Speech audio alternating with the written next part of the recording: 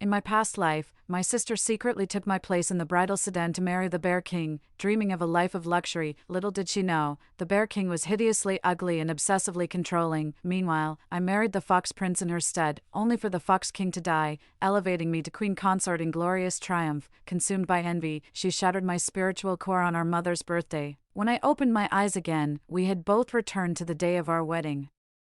My younger sister rushed ahead and boarded the Fox Prince's bridal sedan. She declared, "Last life, I foolishly let you steal my blessings and live in luxury. This time, I'll reclaim everything that's rightfully mine." Little did she know, the Fox Prince was actually a woman who'd long been entangled with the Wolf King. My younger sister snatched the marriage decree, cradling it joyfully with an ear-to-ear grin. "Mother, I'm going to be the Fox King's bride."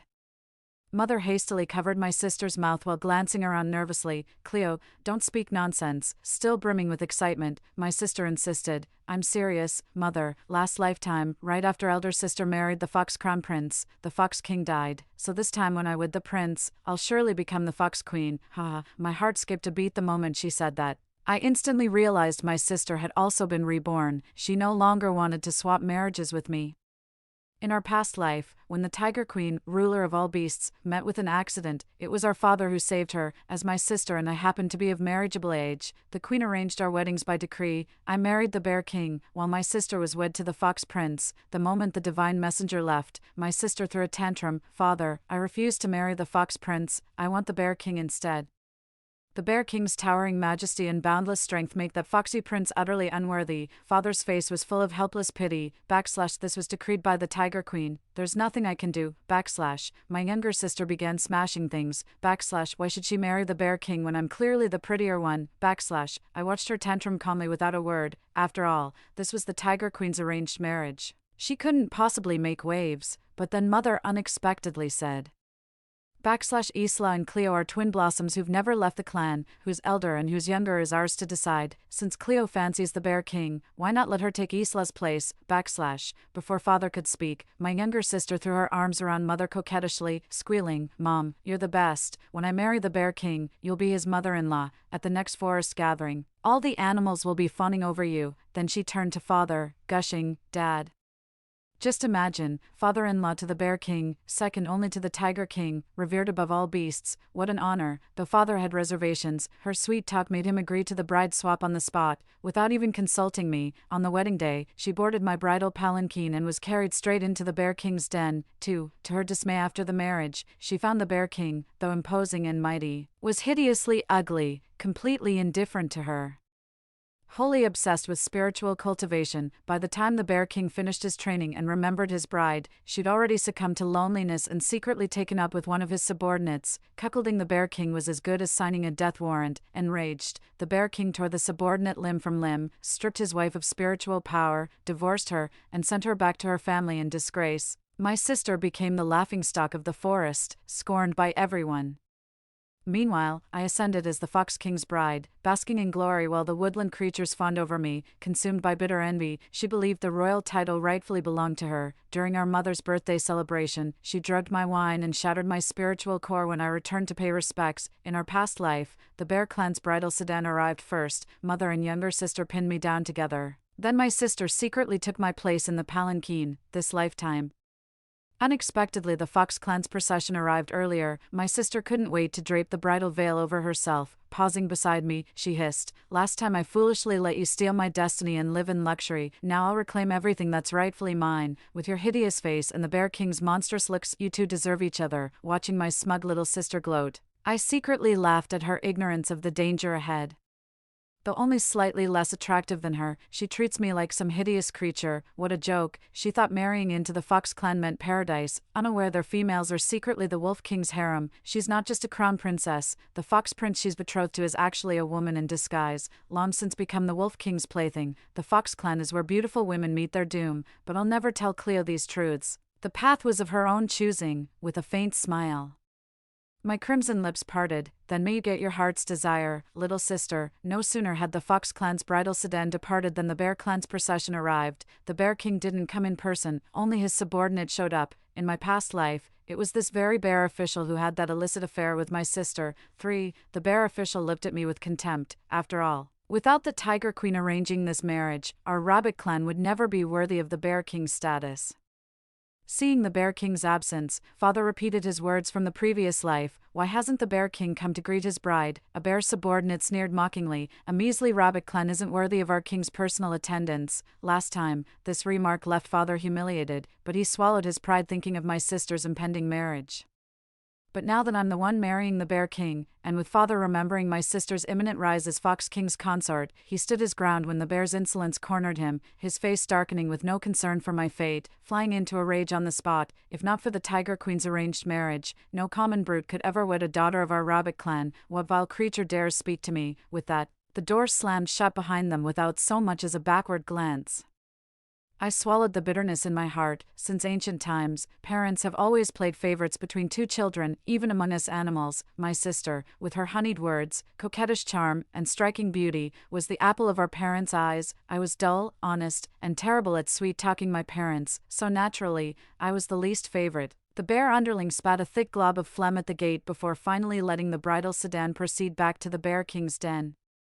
They ushered me into the room, then everyone cleared out. The icy silence made it painfully clear my arrival was anything but welcome, but it's all right, since we're here, we might as well make the best of it. Anywhere's better than living with the Fox clan. In the previous life, the Bear King was cultivating his spiritual energy at this time, so he probably has no time to spare for me now. I tossed aside the bridal veil, flung my hairpiece to the ground, and kicked my shoes toward the doorway.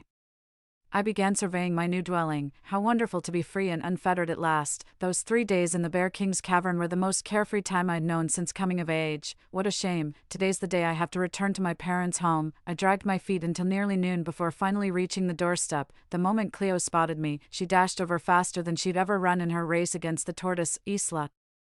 Didn't the Fox King die right after you married him in your past life? How come he's still alive and well now? Tell me, did you poison the Fox King to become his bride so quickly? How utterly wicked of you. Back home, she always loved slandering me. Pity mother never let me defend myself, until even father grew distant. I watched Cleo's hysterics with icy detachment. Speaking deliberately, I warned, "Choose your words carefully, sister." Wishing death upon the Fox King mere days after wedding into their clan, do you want to bring ruin upon our rabbit tribe? Cleo's eyes blazed with fury. Isla, what kind of nonsense are you spouting? The Fox King's death was his own ill fate. What does that have to do with us rabbits? You're a female from the rabbit tribe, and the moment you joined the family, your father-in-law died. Do you really think the foxes won't see you as a jinx who brought death upon their king? Cleo grew uneasy but stubbornly doubled down. I didn't harm him. How could I possibly be a jinx? Isla, stop slandering me with your baseless accusations. You know you're innocent, but do the other forest clans? Can you guarantee the foxes won't blame you? Or worse, take it out on the entire rabbit tribe? Left Cleo speechless, fumbling for a comeback but coming up empty, stamped her foot and slumped into the chair in a huff. Seeing her so flustered gave me a perverse satisfaction. Not a single parent came to greet me when I arrived, but I'm used to it. They've never liked me anyway. After a hasty lunch, I got ready to leave. Just as I boarded the carriage, Cleo rushed over and yanked open my curtain. Don't get cocky, the Fox King will die soon, and I'll become his queen. Seeing her bristle with rage, I couldn't resist needling her. So what? I'm already the Bear King's wife. What's the point of being a queen consort if the Bear King doesn't favor you? Oh. Has my dear sister won the Fox Prince's affections then? While we revel night after night, you're stuck in your lonely widowhood, green with envy. Mark my words, Isla, I'll outshine you in every way. Cleo's smug expression looked utterly ridiculous. What could sisters possibly have to compete over? 5. Apparently she mistook the Fox Prince for her nightly companion. What a pitiful fool. She made her bed, let her lie in it, with the Bear King deep in meditation. My days in the mountain abode were pure bliss. Lately, that oafish subordinate keeps popping up around me at every turn, preening and posing with those come-hither eyes. Little does he know it makes me sick to my stomach. God knows how Cleo in my past life could have fallen for such a lumbering fool, for a subordinate to act so brazenly. There must be schemes behind it. I watched calmly without reacting. He finally lost control and barged into my chamber one night. Didn't even bother to disguise himself. I casually grabbed the stinky shoe and flung it at him. He caught it effortlessly, sniffed the shoe, then grinned with a lopsided smirk. Smells like a giant carrot. I immediately barked. How dare you barge into the Bear King's chambers uninvited? Got a death wish? The bear subordinate raised an eyebrow and chuckled. The king only cares about cultivation. What a waste to neglect such a delicate beauty. I know how to treat a lady right. If the queen wishes, she may consider me as her king. In his past life, the Bear King devoted himself entirely to cultivation after marriage. That's why his sister couldn't resist the seduction of his bear subordinate and ended up cheating on him. Now in this life, he's trying to pull the same trick on me, but I'm no Cleo. Look at yourself. What kind of sorry bear are you? The Bear King is majestic and powerful. How dare you compare yourself to him? The audacity. The bear subordinate's expression flickered before twisting into a vicious grin. Who knew the rabbit clan still bred sharp-tongued females like you? Pity, no amount of wit can escape my grasp. With that, he advanced toward me. I grabbed a nearby blade and pressed it to my throat. One more step and I'll slit my throat right here. When the bear princess dies, every last guard will pay with their lives. Ha, threatening me. Everyone in the forest knows rabbits are cowards. Go ahead, try to die for me. I dare you. With that, he charged at me. His bare paws clamping around my waist, he taunted in my ear. Such a tiny waist. The moment he spoke, his expression twisted in pain. With a slight push, he crumpled to the ground. 6. Crouching down, I pulled the sharp weapon from his abdomen, its blade stained crimson with bear's blood. His primordial spirit began fading away. I whispered in his ear, that slender waist won't do you any good now. He glared at me with bitter resentment until his primordial spirit dissipated completely. Wiping off the bear blood, I called toward the curtains behind the bed. Come out when you're done watching. You're the king of our clan, yet you insist on lurking in shadows. This habit needs to change. A figure emerged slowly from the darkness behind the curtains, towering and powerfully built. His masked face did nothing to conceal the piercing intensity of his gaze. Her thin lips parted. I've underestimated the rabbit clan. The Bear King has been watching me for ages. Finally decided to show yourself. He stepped to where his bear subordinate's spirit dissipated. You've slain my finest warrior. I stroked the blade, just doing the Bear King's dirty work. The Bear King appeared beside me in an instant, gripping my throat. The smarter you are, the quicker you die. Tell me, should we add a new dish tonight? How about stir-fried rabbit? The way the Bear King choked me left no doubt in my mind. He intended to kill me. Yet he had been lurking in the shadows when I killed his subordinate, proving my guess about his intentions was right. So, the fact that he restrained himself meant he wanted me dead, but was also giving me a chance. Gasping for breath, I struggled to speak. Our rabbit meat's no good. Tiger flesh is the real delicacy. Every beast in the forest craves it. The Bear King's fingers tightened their grip, choking but determined. I clutched the Bear King's strangling hand. Kill me, and you lose your best warrior. Spare me, and I'll do the work of two. That's a bargain you can't refuse. The Bear King studied me for several heartbeats before gradually releasing his grip. Gasping for air, I clutched my throat. Suddenly it dawned on me. No wonder Cleo was so easily seduced in our past life. This had the Bear King's scheming written all over it. That lecherous bear subordinate, emboldened by his achievements, had been coveting the Bear King's possessions. The king had long wanted him dead, but the newly crowned Bear King couldn't act rashly. The subordinate was still a decorated veteran among their kind. Executing him without cause would stir discontent. Just as Cleo arrived, the Bear King manipulated events behind the scenes, eliminating his disloyal subordinate while also ridding himself of the unfaithful female. 2 birds with 1 stone. You claim to be worth 2 men. I'm curious, what exactly can you offer me? After catching my breath, I sat beside the Bear King, poured tea, took a hearty gulp, and finally spoke deliberately. 5 centuries ago, tigers and bears clashed for supremacy, with the tigers narrowly claiming the throne as king of beasts. All these years later, the Tiger King rules with incompetence and tyranny. Tell me, Bear King, don't you think this forest deserves new leadership? 7. The Bear King squinted at me with a scrutinizing gaze. Rabbits are known to be timid, but from what I see now, that seems to be a misconception. It's true that rabbits are timid by nature, but you're my husband. As your partner, I should share your ambitions to be worthy of you. If you become the king of beasts, wouldn't that make me the queen? The Bear King poured a cup of tea and handed it to me. So, what do you think we should do now? I accepted the teacup, wiping my sweaty palms on my clothes. These days, I keep seeing the Wolf Clan's guards coming around. Does the Bear King intend to form an alliance with them? What do you think? No, we must not ally with the Wolf Clan. The Bear King gave a questioning look. I explained, the Wolf Clan is cunning, driven by the same desires and ambitions as us. If we ally with them against the Tiger Clan, there's no guarantee they won't stab us in the back. Besides, the Wolf Clan has long been in cahoots with the Fox Clan. Has the Bear King really failed to obtain even this basic intelligence? The Bear King set down his wine cup, his gaze turning amused, enough to make my skin crawl. You even know this? I'm beginning to think I've underestimated you. It seems the Tiger Queen has arranged quite the advantageous marriage for me, in my past life, when I married into the Fox Clan.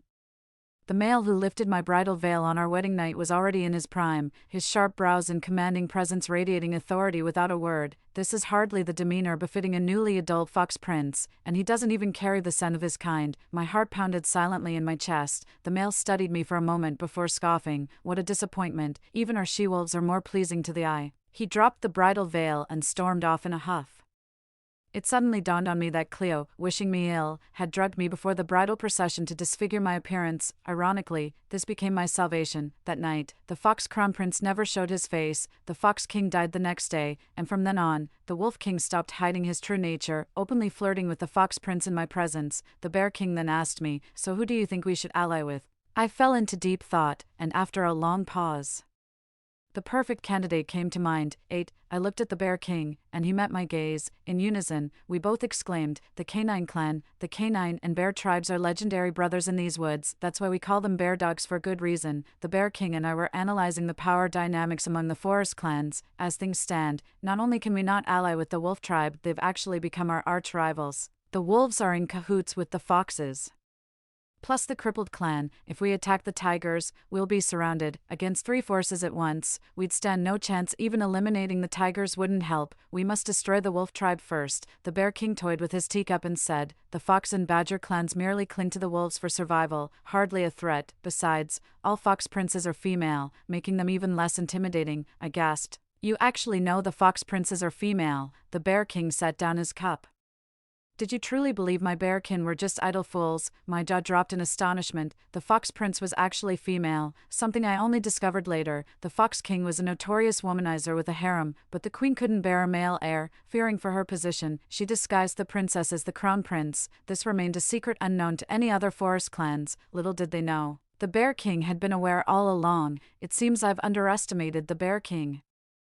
I thought him a brute, but his strategic mind runs deep. Bear King, let's first spread rumors through the forest that the Fox Prince is actually female. This will surely cause an uproar and keep the Fox clan preoccupied with internal chaos. The Bear King continued. Then we'll reveal the illicit affair between the Wolf and Fox clans. The Hyena clan will be furious, creating rifts among the 3. That's when we strike the wolves. Half the effort, double the results. I voiced my concern. But this scheme, I fear the Tiger clan will see through it. The Bear King downed his tea in one gulp. So what? Rescuing the Bear Queen's sister from the wolves' den is only right and proper. Besides, the arrogant Tiger clan wouldn't even bat an eye at our little skirmish these days. After settling some details, we immediately hit it off. The forest went wild when news broke that the Fox Prince was actually female. The Fox King spat blood and fainted upon hearing the news. Just then, I received word from my mother summoning me home for a visit, most likely because Cleo came back whining again. With a sigh, I headed home anyway. 9. Cleo practically shoved her claws in my face. "Isla, you sly fox, you knew the Fox Prince was female all along, yet you tricked me into marrying them." I massaged my temples in exasperation. "Still as dramatic as ever, you volunteered for that marriage. Don't drag me into this." Fine, I'll let it slide." Heard the Bear Kings emerged from seclusion. "You two seem to be getting along." She stared at me, and I gave her a look urging her to continue. Perfect timing. Let's reset. You scurry back to the Fox tribe as their princess, while I'll grudgingly join the Bear clan with that ugly Bear King. I couldn't help but smirk at Cleo's entitled expression. Did she really think the Bear King was that stupid? "You think this is some kind of game? Seems like the lessons from your past life still weren't enough." "Cleo, have you forgotten how the Bear King stripped you of your spiritual powers, divorced you, and sent you back to the Rabbit clan in your past life?" Cleo looked guilty but still defiant as she retorted, "Those bear subordinates are already dead. What do I have to fear? Besides, that was the past life.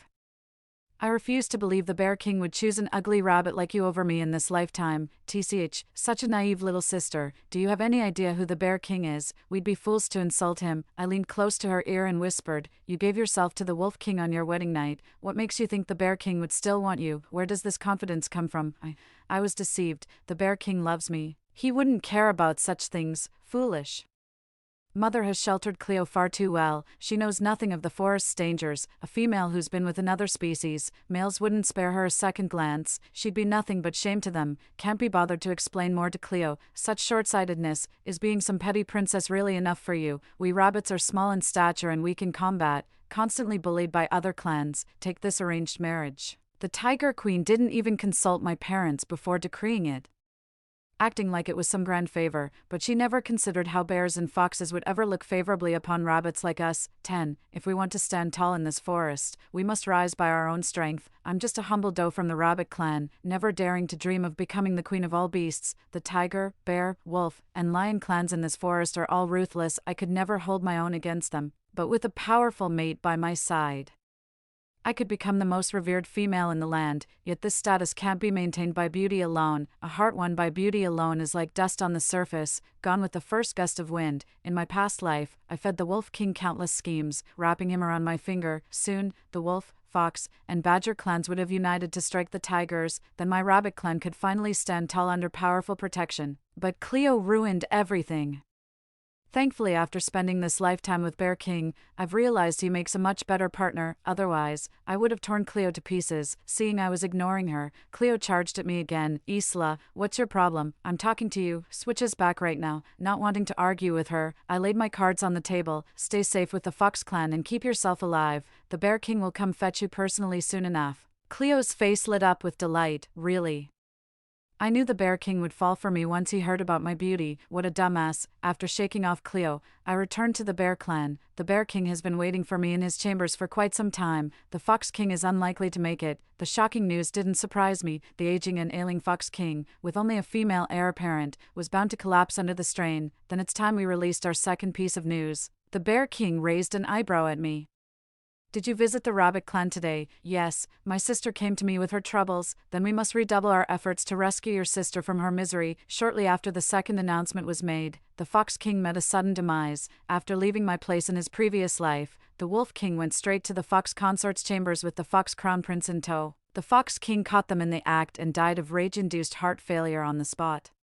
That's how I lucked out, becoming Fox consort the moment I entered the palace. 11. With the Fox King dead, the Fox clan opposes the Crown Prince's succession on grounds of her being female. The collateral branches began vying for the throne. The Bay tribe, naturally matriarchal and subordinate to the wolves, found their patrons suddenly entangled with the foxes. Female jealousy erupted like a volcano, growing ever fiercer. With their long-standing feud, the Sheep tribe would never let the wolves' explosive scandal go unpunished. The Sheep clan fanned the flames, spreading the wolves' dirty secrets throughout the entire forest, until the situation spiraled out of control. The Bear clan attacked the foxes under the pretext of rescuing the Bear Queen's younger sister. Wolves and badgers have always been partners in crime, with the badgers refusing to aid the foxes. The wolves had no choice but to mobilize their entire force. The forest clans were outraged. How dare you commit such vile acts while forbidding others from rescuing their sister in distress? Every forest clan fanned the flames. In the end, the fox and wolf clans were completely annihilated by the bears. Not a single one survived. On the day of victory, I went to see the Fox Prince. In my past life, whenever the Fox Prince got mistreated by the Wolf King, he'd take it out on me. Burning rabbit fur was practically routine. I endured the humiliation until I regained my true form and won the Wolf King's favor, finally getting my revenge. I hold grudges fiercely, though it happened in another lifetime. Not a single strand of her fox fur will survive this one. It's downright satisfying to see that arrogant Fox Prince who always bullied his subordinates reduced to a naked little furball after being rescued. Cleo shamelessly overstayed her welcome at the Bear King's den. Whenever the Bear King appeared, she'd stare with puppy dog eyes and put on such an obvious display of flirtation that even I found it embarrassing. One day, the exasperated Bear King finally confronted me. Has your sister spent too much time with those foxes? She's starting to reek of their cheap tricks. I almost burst out laughing. Poor Cleo actually thought the Bear King would fall for her, constantly showing off in front of him. With the fox and wolf clans eliminated, the Tiger Queen summoned me by message.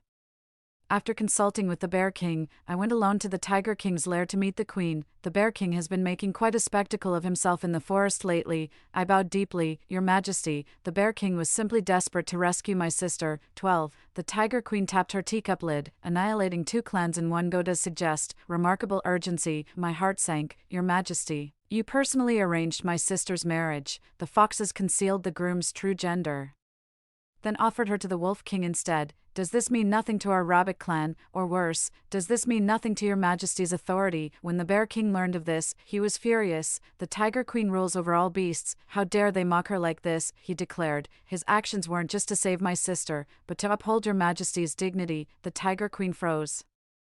Suddenly recalling she'd arranged her sister's marriage into the Fox clan herself, to think the wolves had taken advantage, her expression turned uneasy. Fortunately, the mighty Bear King rescued your sister and rid the forest of that menace. I'll put in a good word with the Tiger King, I nodded in gratitude, bowing my head even lower. If not for your father saving me back then, this old bones would have perished long ago. My father merely offered you a small kindness. Yet you've remembered it all these years. It's our rabbit clan's good fortune. I handled the situation with such ease that even the Tiger Queen couldn't find fault. They kept talking with me for a while before finally letting me go. On my way back, I ran into the Tiger Prince. After curtsying to him, I tried to leave, but he suddenly grabbed my hand. He started spewing vulgarities. Where did Her Majesty find such a pretty little bunny? So fair-skinned. Come with me. Sweetheart, I'll show you a good time. I jerked away and slapped him across the face. Mind your manners, Crown Prince Tiger. The slap enraged him, his eyes blazing at me. How dare you strike me? You've got a death wish. Being chosen by me is an honor. Stop playing hard to get, even as the Tiger King. You must respect others' partners. I snapped before quickly walking away. The prince's roar still reached me. Mark my words, if I can't have you, I'm no crown prince. You'll come crawling back to me. The rumors about the Tiger Prince being more lustful than the Wolf King weren't exaggerated after all. I pretended not to hear it. No point arguing with fools. A few days later, Mother summoned me home. With the Bear King now the rising power in the forest, even my parents treated me with slightly warmer smiles. 13. They kept summoning me home for meals, as if I were the pillar of the household. When I arrived, Mother was in tears and Father wore a face full of worry. Upon asking, I learned the Tiger Prince had abducted many females from our rabbit clan. Even my younger sister Mira was taken by the Tiger Prince. Our youngest sister was Mother's darling. She wept day and night, pinning all her hopes on the girl marrying well within our rabbit clan. But now that the Tiger Prince has abducted her, any prospect of a decent match is gone. Just remembering how the Tiger Prince snarled threats that day, the sheer humiliation was more than any rabbit should bear. In those days, our rabbit tribe was weak. We had no choice but to swallow our pride with bitter tears. But things are different now. As the Bear Queen, I see the hopeful look in my mother's eyes, silently begging me to rescue my younger sister. My brow furrowed deeply. The Tiger Prince, the only son of the Tiger King and Queen, grew up spoiled, rotten, arrogant, and vindictive. He's a lecherous slacker who throws his weight around the forest, constantly bullying weaker creatures. Recalling our encounter before the Tiger Queen's palace, I remember the way he looked at me and how I returned his gaze with contempt before striking him. He's taken so many female rabbits from our tribe. This is clearly revenge against me, yet I can't believe the Tiger King and Queen knew nothing about this. Their silence must be a warning for eliminating the Fox and Wolf clans without consulting the Tiger tribe. By the way, Isla, when Cleo heard Mira was captured by the Tiger Prince, she rushed to their territory demanding her release. She still hasn't returned, Mother said anxiously. This is madness. I slammed the table in fury. She stormed back to the rabbit tribe in a huff after failing to seduce the Bear King. No wonder I haven't seen her around since I arrived. Who does she think she is? Walking right into the tiger's den, the Crown Prince would never let such prey escape. After bidding farewell to my parents, I decided to first visit the Tiger Queen at their territory. The Tiger Queen's attendants said she was taking her midday rest, and I had to wait a full 4 hours before being granted an audience. Before I could utter a word, the Tiger Queen immediately cut me off. My son has indeed overstepped, but considering his youthful passion and uncontrollable emotions, it's understandable. Once Mira comes of age, our Tiger clan will formally propose to the Rabbit clan for her to become the Crown Prince's secondary consort. A secondary consort? You think you can make my sister a concubine with just a few words? This is forced marriage. My sister is still underage, and even when she comes of age, she's meant to wed a king of our own kind. To degrade her as a mere concubine without cause, what an outrage. 14. Then it struck me, if the Tiger Prince dared abduct my sister, what of the other doe maidens in our warren? The Des of Rabbit clan are renowned throughout the forest for their snow-pure beauty and delicate charm. Coincidentally, many fine warriors of our Tiger clan remain unwed. My son merely invited them for proper courtship. Should Tiger Rabbit unions blossom, wouldn't that bring joy to the entire woodland? Shameless, absolutely shameless. Plain robbery dressed up as a polite invitation. How is this any different from the Wolf clan's old ways? Rabbit clan females kidnapped for forced betrothals without even consulting us. They've overstepped all boundaries. My face turned ashen. Realizing further words with the Tiger Queen would be futile, I immediately sought out the Bear King for counsel. Upon returning to his den, the Tiger Prince committed such atrocities, yet the Queen abets his tyranny and oppresses the weak. The title of Beast King truly needs changing. Bear King, I believe now is the perfect moment to strike against the Tiger clan. The Bear warriors had been secretly training for ages, now formidable and battle-ready, in the ancient Tiger-Bear feud.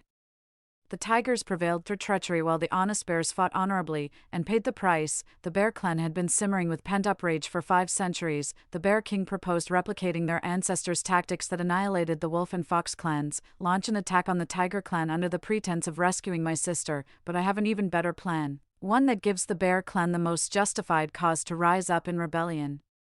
While rallying all forest tribes to cheerfully join forces against the tigers, the Tiger Prince is a notorious lecher who abducts attractive females from other tribes without hesitation, breeding silent resentment among all. Though fully aware I'm the Bear King's consort, he keeps summoning me daily, threatening to release the Rabbit tribe's females only if I comply. How utterly arrogant! Do they really think we're all cowards? Stealing mates from other tribes without any moral restraint will cost them dearly. 15. The Tiger King and Queen go deep into the forest to cultivate every year, overconfident that no one would dare rebel. They took half the elite tiger warriors with them. The moment they left, I sent a formal request to the Tiger Prince to see my sister. He agreed without a second thought. Before heading to the Tiger Prince's lair, I sent a letter to the Rabbit clan first. When I arrived at the Tiger Prince's lair, my younger sister's eyes welled up with tears and she threw herself into my arms. Elder sister, I've missed you so much. I don't want to stay here anymore. I want to go home. I stroked her rabbit ears to comfort her. Before long, the Tiger Prince arrived. I had my younger sister leave first. The Tiger Prince gazed at me with burning intensity, as if he wanted to devour me. Little rabbit, have you come around, ready to be mine? I walked up to him and brushed against his hand, pretending it was accidental, but I'm the Bear King's mate. Aren't you afraid he'll come charging in? He grabbed my hand in return. Even at their peak, the bears were no match for us tigers. What's that so-called Bear King worth? Just a lumbering oaf hiding in his den like a coward, nothing to fear. Then he licked my hand with his tiger tongue, drooling with lust. Be mine, and I'll make you Tiger Queen, far grander than some lowly bear consort, don't you think? If you say this to Cleo, she'd probably take it seriously, but what I trust least in this world are men's sweet talk, especially those drunken womanizing cowards who bully the weak and fear the strong. He'd be nothing without his father's name. Who does he think he is? How dare you propose making me your Tiger Queen the moment you open your mouth? Such audacity! I shook off his hand and accused him. If the Tiger Prince wants me, why did you kidnap so many females from my rabbit tribe? Am I not enough for you? The Tiger Prince grabbed my hand again, pressing it against his chest. I just wanted you to know, in this vast forest, no female escapes Taro the tiger's desire. Your rejection displeased me greatly. I wrenched my hand free with a cold snort. You only target my rabbit tribe because we're weak. Would you dare abduct females from other clans? I think not. The Crown Prince bristled with indignation, his face flushed with defiance as he shouted, Are you implying I'm a bully who picks on the weak? I gave him a glance and remained silent, but even a fool could tell I was calling him out for being a cowardly bully. 16. He immediately grabbed my hand and planted a fierce kiss. Little rabbit, just you wait. I'll show you what I'm capable of, see if I dare or not. Watching his furious retreating figure, I wiped the smile off my face and pulled out a handkerchief to clean my hands. The Bear King warned me the Tiger Prince was spoiled into stupidity by the Queen, easily provoked by taunts. I doubted at first, but now I see the fool's completely ruled by his baser instincts. What would become of our forest if this fool ever takes the throne? Soon enough. The Tiger Prince returned with females from multiple clans: sheep, birds, deer, dogs, and horses. TCH, typical bully, picking on the weak but cowering before the strong, yet still won't admit it. The Tiger Prince swaggered up to me, gloating. See, told you, if I want it, I get it. No exceptions. Now you know just how formidable I am, don't you? I clasped his hand, hearts practically dancing in my eyes, my voice dripping with honeyed charm. Oh, how magnificent you are, Tiger Prince.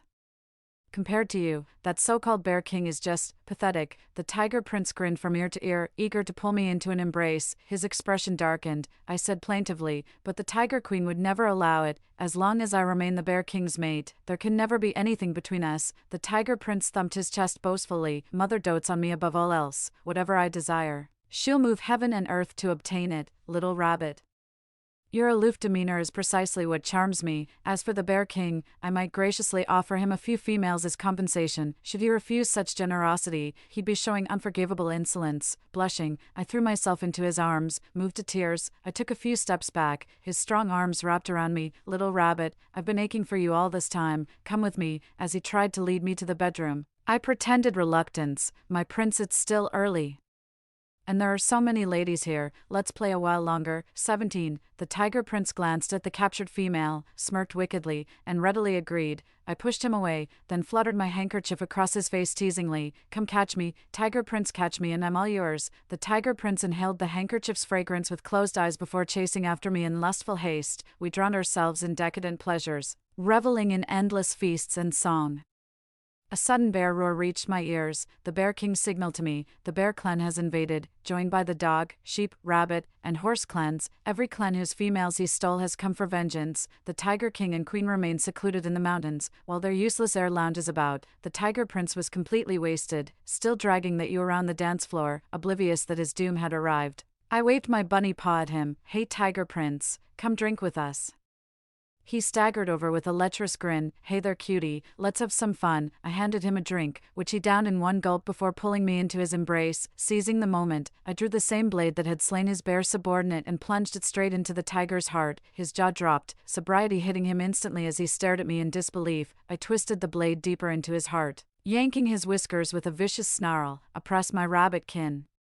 And the price is your life. Blood gushed from his mouth before he collapsed to the ground. His primordial spirit dissipated without even a final word. Screams erupted all around. The blade in my hand still glistened with the crimson blood of the Tiger Prince. The scene was pure chaos, so I quickly reassured them. Sisters, the Tiger Prince is a lecherous brute who kidnapped us to torment our kind. He deserves worse than death. My husband has rallied the forest clans to rescue us. Stay strong and protect yourselves. My words seemed to rekindle their memories of the Tiger Prince's atrocities. Though fear lingered, their faces now shone with hope. We coordinated with Bear King's forces in a pincer maneuver. The Tiger Prince is dead. With the Tiger King and Queen absent, the Tiger troops were left leaderless and quickly surrendered. The moment I laid eyes on the Bear King, tears unexpectedly streamed down my face. The only regret is that while we've already conquered the Tiger Clan, the Turtle Clan is still en route and hasn't reached the battlefield. Father, I refuse to marry the Fox Prince. I will wed the Bear King. By the time the Tiger King and Queen returned upon hearing the news, it was already too late. They never imagined that indulging the Crown Prince's foolish actions would lead to such dire consequences. Nor did they expect the forest creatures would dare to rebel against them, having ruled from their high perch for too long. Their arrogance blinded them to the truth. Excessive oppression only fuels unwavering resistance. The Tiger Prince perished, the Tiger Clan fell, and the bears effortlessly captured the Tiger King and Queen. We are the victors. When the Bear King ascended as ruler of all beasts, he released all captive females seized by the Tiger Prince. Cleo was among them. Seeing me standing behind the Beast King, she charged at me in a frenzy. Isla, that seat belongs to me. Give it back. You shall not live better than I, for I alone am the Queen of Beasts. But before it could reach me, Father intercepted and sent it away. This lifetime's ending is the one I've always desired. I never wanted to be a clinging vine, but in this lawless jungle where the strong prey on the weak, our rabbit tribe is too vulnerable to survive alone. But now that I've become the Queen of Beasts, I've essentially won the game. As long as I reign, my people will walk tall in this forest, never again to be bullied by other tribes. That's victory enough. The end. Story 2. The era of high-temperature apocalypse has arrived. My husband and son hoarded supplies with my money, feasted heartily, and lived a carefree life. But I humbly tried to please them and only got a bowl of porridge in return. My son disliked that I wasn't as beautiful as before marriage. He thought I was like a nagging housekeeper and found me disgusting. I endured the heat to cook, but my mother-in-law asked me to take a bath with my son's foot-washing water. In order to please her grandson, my mother-in-law locked me out of the door. Under the high temperature, I had nowhere to hide. And finally, I was roasted to death by the high temperature. Given a second chance at life, I decided to abandon this unbearable family. 1. Get out. What does it have to do with you that I recharge my game account? You're just a nagging housekeeper. I don't know why my dad married you in the first place. He must have been blind. Hunter sat on the gaming chair with his headphones hanging around his neck, staring at me angrily and cursing. My heart ached, and tears welled up in my eyes uncontrollably. I never expected my son to think of me like this. Hunter had recharged over 100,000 yuan in the game in total. And he even sent 52,000 yuan to his online dating partner. I only found out today when I checked the balance of my bank card that the 5 million yuan in my card had been quietly transferred away. Can you stop being an eyesore here? All you do is cry. Are you mourning at a grave? So unlucky. Hunter impatiently pushed me out of the room. I was pushed to the ground, but he didn't care at all. The next second, Hunter's voice of showing off came from the room. Baby, Isn't the new equipment I bought cool? Call me brother, and I'll give you one. What do you mean it's expensive? It's only a few tens of thousands each. Brother has plenty of money. I endured the pain and stood up, leaning against the wall. My husband and mother-in-law were sitting on the sofa in the living room, ignoring everything that had just happened. With a sobbing voice, I complained to my husband, "Did you give Hunter the money to recharge his game account? How could you spend my money recklessly? Don't you know that?" My mother-in-law stood up and interrupted me, her tone impatient. "What do you mean your money? That's my son's money. Don't try to take credit for it. What's wrong with recharging my dear grandson's game account? He's happy and willing. Go and cook your meal. Don't bother my son and my dear grandson here." Hugo was watching a funny skit on TV and laughed out loud, not even giving me a glance. It seemed that I was the one being unreasonable in this family. When the high-temperature apocalypse came, everyone stayed indoors, and funds were in short supply. But a few days ago, my husband took my mother-in-law and son out to buy a lot of supplies, and the food at home was piled high. I thought it was the money Hugo earned himself, but I never imagined that he knew the password of my bank card, stole my bank card, and transferred all the money in it. I tightly held the bank card with a zero balance and walked towards the kitchen to cook, feeling cold-hearted. The kitchen was even hotter under the high temperature. My clothes were already soaked through just after I finished frying 2 dishes. My mother-in-law's urging voice came through the glass door. "Can you cook a bit faster? If my dear grandson goes hungry, I'll make you pay." Sweat covered my entire face. I raised my hand to wipe the sweat and quicken my cooking speed. After cooking, I set the tableware and called Hunter 5 times before he came out to eat. He looked at me with resentment. "You keep urging me, so annoying." My mother-in-law coaxed him, "My dear grandson, don't bother with this woman, eat more." Hunter refused, covering his nose and staying away from me. He looked at me as if I were something dirty. "What's that smell? Why are you all wet? So dirty, stay away from me. A dirty woman is not allowed to eat next to me." I was stunned and looked down at my wet clothes, which were soaked with sweat while I was cooking. I never expected that Hunter not only didn't feel sorry for me cooking in the hot kitchen but also thought I was dirty. With a numb heart, I put down the tableware and wanted to take a shower. As soon as I reached the door of the bathroom, I was stopped by my mother-in-law. "Don't even think about wasting water on a shower. Water resources are in short supply now. And the water bill is incredibly expensive. Just wash with that bucket of water." My mother-in-law pointed at the half-full bucket of water as if she were doing me a favor. That was the foot-washing water left by Hunter yesterday, which was supposed to be used to flush the toilet. I felt embarrassed and said, "Mom, this water." My mother-in-law interrupted me. "What? Do you look down on my grandson's foot-washing water? My grandson's feet are clean." My face turned pale. Hunter had foot odor, and it had been treated for a long time. My mother-in-law couldn't possibly not know that. When I was in a dilemma, Hunter's muffled voice with a mouthful of food came from the living room. "Grandma, if the dirty woman refuses to wash, just throw her out. It stinks so much, I can't enjoy my meal anymore." I widened my eyes in disbelief. I couldn't believe that these were the words that my child, whom I carried in my womb for 10 months, would say.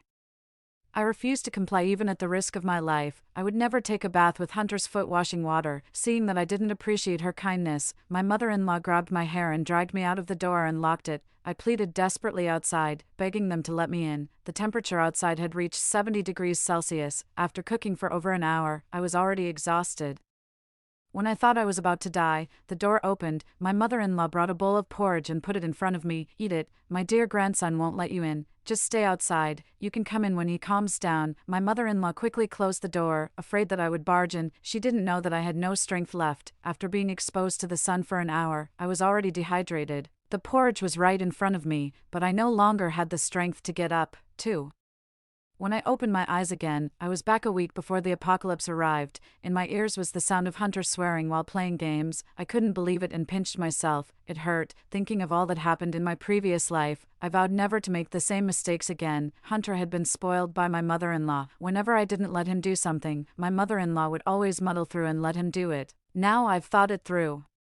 I've had enough of this ungrateful wretch of a son and this family that only wants me to give without any return. I glanced at Hunter, who was engrossed in playing games in the room, and went back to my room to change into a decent set of clothes. I found the bank card on the top of the cabinet, went to the bank, and confirmed that my balance was still there. I cried tears of joy. A strange woman at the entrance of the bank handed me a piece of paper to wipe my tears. I smiled through my tears.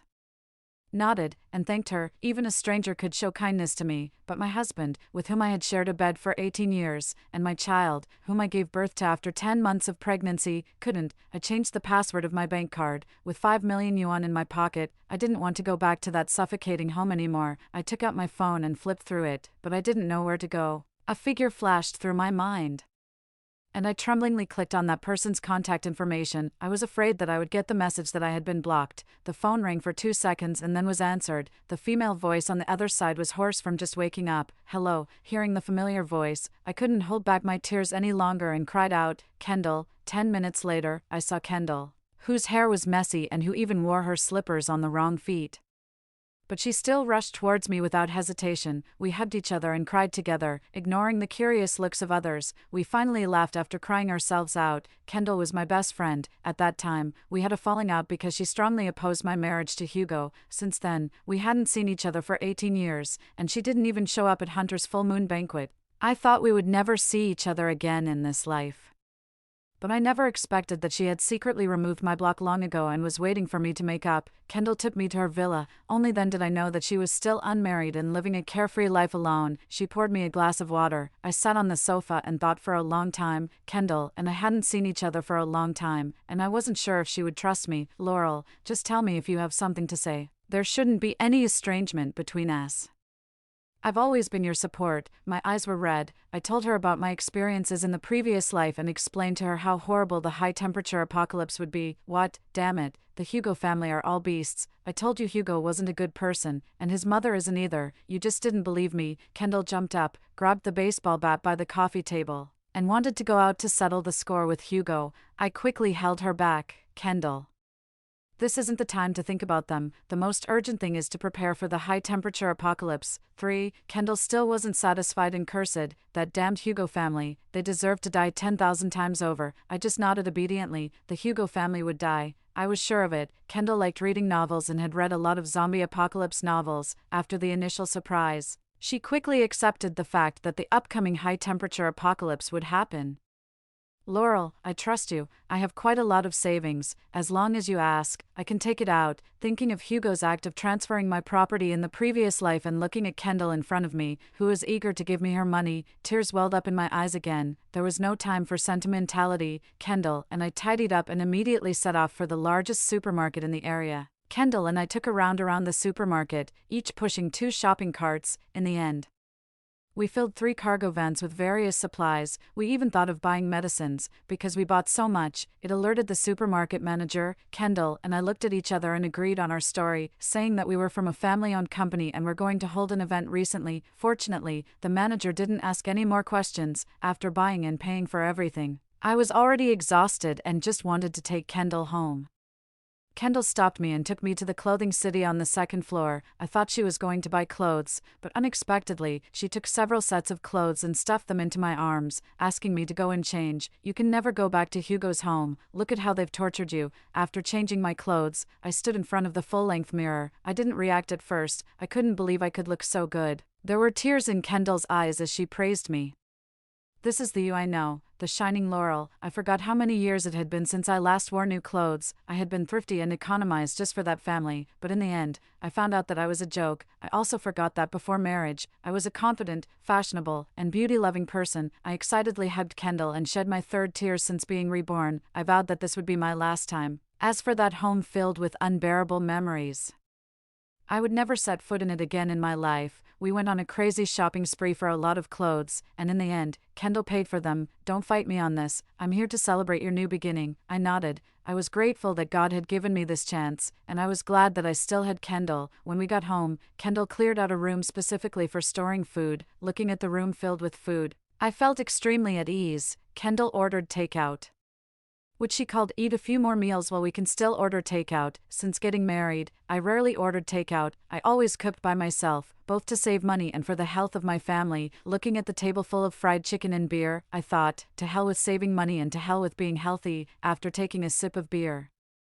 The phone on the table rang urgently. It was Hugo. I answered the phone, and Hugo's angry voice came through. Damn it, Laurel, where the hell are you at this hour? Don't you know it's dinner time? Hugo questioned me if I was fooling around with other men outside. I sneered. Hugo had kept several mistresses outside. I pretended not to know, but I just didn't want to ruin the family atmosphere because of these things. It was a pity that the home I had painstakingly maintained was already in ruins. They were all demons who fed on human blood, and only I treated them as treasures and loved them. People always think of others in the same way as they are. It's really disgusting. I slowly took a bite of the fried chicken. Dinner time. So what? I'm eating right now. Hugo didn't expect that I would be eating outside. You good-for-nothing woman. You're eating outside. But what about us? Do you want to starve us to death? If you have the guts, don't come home, otherwise I'll beat you to death, you bitch. For Hugo was so angry on the other end that he was jumping up and down. The phone was on speakerphone, and Kendall almost couldn't hold back from swearing. I quickly covered her mouth. Through the phone, I heard Hunter's voice. Dad, why do you want her to come back? Just let her die outside. Don't let her come back and disgust us. I saw a delicious takeout place. It must be better than what the ugly woman cooks. Hearing this, I said in a relaxed tone. It wasn't worth getting angry for such idiots. Hunter, if the takeout is delicious, eat more. Don't worry, you'll never eat the food I cook in this life. In the high-temperature apocalypse, it would be a problem just to survive. How could there be anyone delivering takeout? I forgot again that none of them in that family could cook. Maybe my mother-in-law could, but she could only cook big pots of messy stew, and it tasted bad. Without me, that family would have starved to death long ago. I curled my lips and said in a sarcastic tone, Hugo, do you have no hands or feet? Are you still shamelessly waiting for me to come home and cook for you? Isn't it enough that I've been your free nanny for so many years? As for the home you mentioned, it's your home, not mine. I won't go back. You'd better take care of yourselves. I said all this in one breath, not giving Hugo a chance to reply, and blocked and deleted his contact information. The high temperature was about to arrive. Without money, Hugo and his family wouldn't be able to survive for long. Kendall drank beer and cursed the Hugo family for not being human. I agreed with her words. We ate and chatted, laughing heartily. In an instant, it was like we had gone back to those carefree years. Kendall was 36 years old but looked like she was 26 because she wasn't married. Through her confidence, I caught a glimpse of the years I had lost. Kendall and I didn't idle around in the following days. With her rich experience from reading novels, she hired workers to reinforce all the doors and windows of the house, installed heat insulation film, and also installed an electrical conduction system. I bought a lot of solar panels and installed air conditioners in every part of the house. With solar energy in the high-temperature environment, electricity would be the least of our concerns. By the time we finished all the preparations, there was only one day left before the high-temperature apocalypse arrived. Tomorrow would be the day. In my previous life, at this time, the official authorities had predicted the apocalypse in advance and issued a notice, asking residents to hoard supplies on the grounds of high temperatures. Hugo had stolen my card and hoarded a lot of supplies. In this life, without the money, I was curious to see what they would do. Suddenly, I had an idea. I picked up my phone, opened the home surveillance.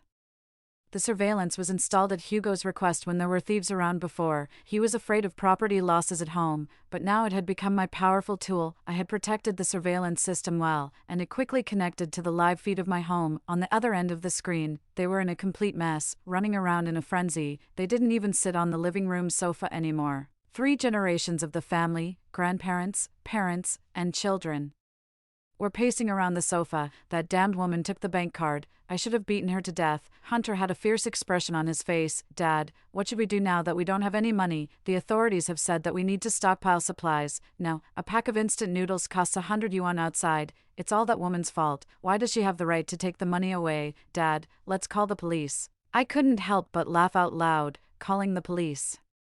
I couldn't believe that these were the words that an 18-year-old adult could say. The 5 million yuan in the card was my prenuptial property, left to me by my mother before she passed away. It was not part of the family property at all. Hugo didn't know about this sum of money originally, but he read my notes, found out the location of the card and the password, before he could transfer my property. I took action one step ahead of him. 5. Kendall sat down next to me while applying a facial mask.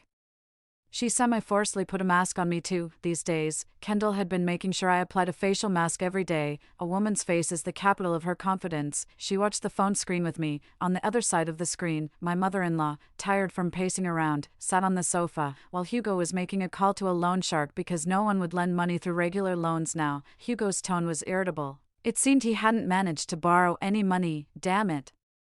They used to hound me to take out loans on a daily basis, but now they're avoiding me like the plague. Hunter wasn't any better. He ran his fingers through his hair, on the verge of losing his temper. Where the hell is that bitch hiding? It's all her fault that our family is in this mess now. My mother-in-law chimed in and cursed along. That slut, she ran away with the money. How could there be such a bitch in our family? Oh, it's making my chest hurt with anger.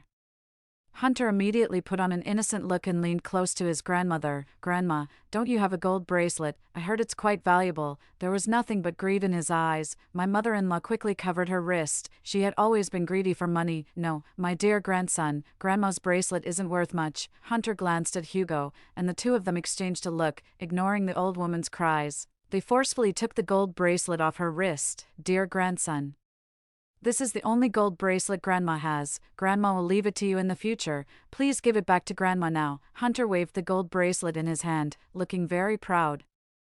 Grandma, it will be mine in the future. Consider it as an early gift to me. I'll buy you 500 caddies of gold in the future. My mother-in-law stopped crying and scolding immediately and smiled while praising Hunter. I knew my dear grandson would achieve great things in the future. Kendall and I exchanged a look, and we laughed out loud while wearing our facial masks. Hunter's PUA skills were so low that only the old woman would believe them. Kendall took off her facial mask and laughed so hard that she couldn't stop. 500 caddies of gold, my God, ha ha ha. I gently patted her back to help her catch her breath. I knew that my mother-in-law had no bottom line when it came to indulging Hunter. Hunter had been spoiled into the wayward and unreasonable person he was now, all because of my mother-in-law's indulgence. Hunter didn't get into university, not even a junior college. He had been living at home idly.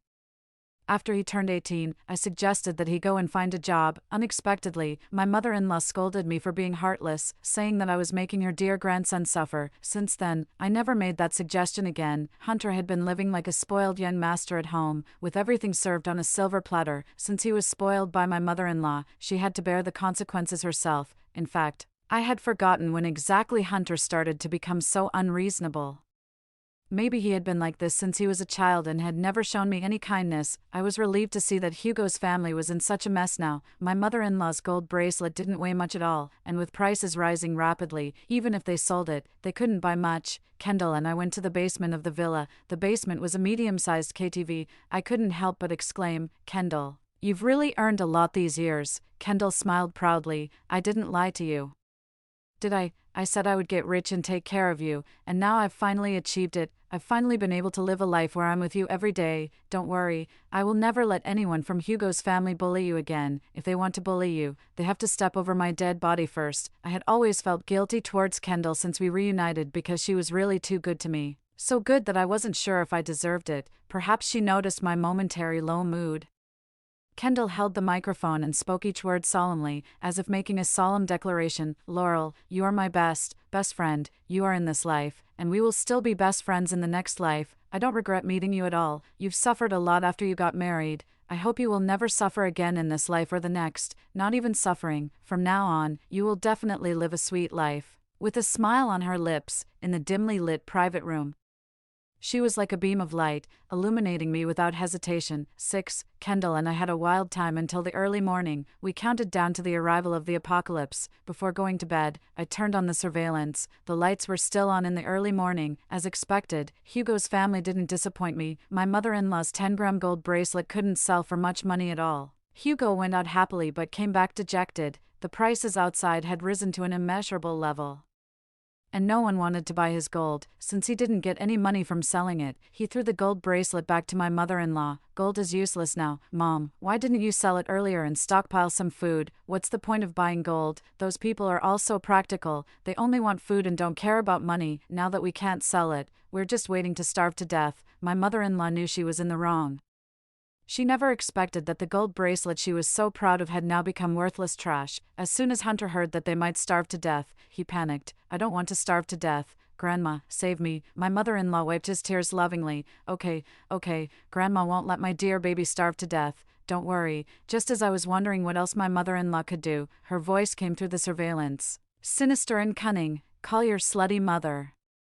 She must have bought a lot of things with the money. Show some weakness, she'll soften her heart and come back with the food. Hunter had his own pride and naturally refused to show weakness. He cried and made a scene. My mother-in-law coaxed him on the side. "Oh, my dear grandson, you've really been wronged. When that slut comes back, we'll lock her in the room, take the money and food from her, and then torture her to death." Kendall's face was covered in black lines, and she looked so angry that she wanted to kill someone. On the other side of the screen, my mother-in-law was afraid that someone might overhear, so she lowered her voice and whispered something in Hunter's ear. In less than a minute, the surveillance video was forcefully cut off by the phone screen. As expected, it was Hunter. I leaned against the headboard and slowly answered the phone just as it was about to hang up. As soon as I answered, Hunter's sweet voice came through. "Mom, when are you coming home? I miss you." I was so disgusted that I got goosebumps all over. I immediately realized that this must be the so-called showing weakness that my mother-in-law had mentioned. I glanced at Kendall and said in a cold tone, "What do you want?" Hunter had never been treated so coldly before. He almost blurted out a curse word, but my mother-in-law covered his mouth just as the sound leaked out. My mother-in-law's voice came through faintly. "Bear with it, dear grandson.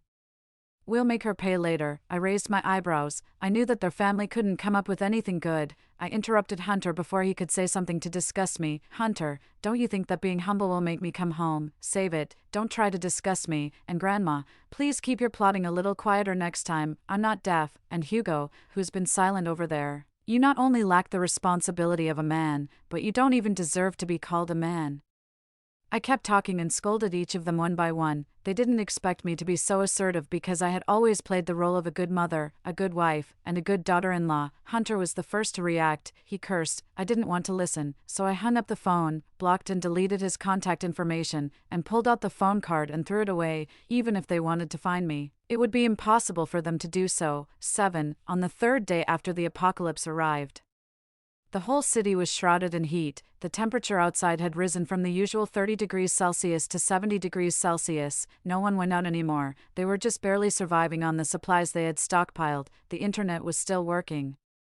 Weibo was filled with the complaints of netizens. "The temperature rises by 40 degrees a day. My God, I'm almost dying of heat. I went out but didn't manage to buy any food. I almost got sunburned to death. Is this really the end of the world? An auction painting worth 10 million yuan for a pack of rice. Is there anyone willing to trade? Give it up." The person above, "Now everyone only wants food. Who cares about these worldly possessions? Oh my God. My neighbor went out to look for food and hasn't come back for a day. Could she have already?" Kendall and I opened a bottle of soda, filled it with ice cubes, and turned all the air conditioners in the house to the lowest setting. The cold cola sliding down my throat made me feel so refreshed. Kendall was scrolling through Weibo. She hugged me gleefully and said, "Fortunately, you came to me, otherwise I'd probably have a hard time stockpiling food like everyone else."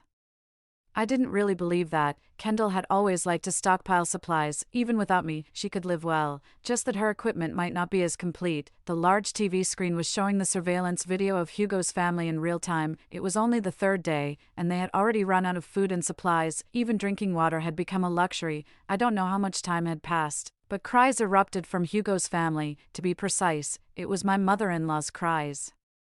"You can't do this, my dear grandson. The temperature outside is so high. Grandma will die if I go out." It turned out that Hugo and Hunter were so hungry that they wanted to go out to find something to eat, but neither of them was willing to go out, so they set their sights on my mother-in-law. Kendall even stopped playing her game and put it aside. Ignoring the possibility of being reported, she focused on watching the scene. Seeing how serious she was, I fed her a piece of watermelon.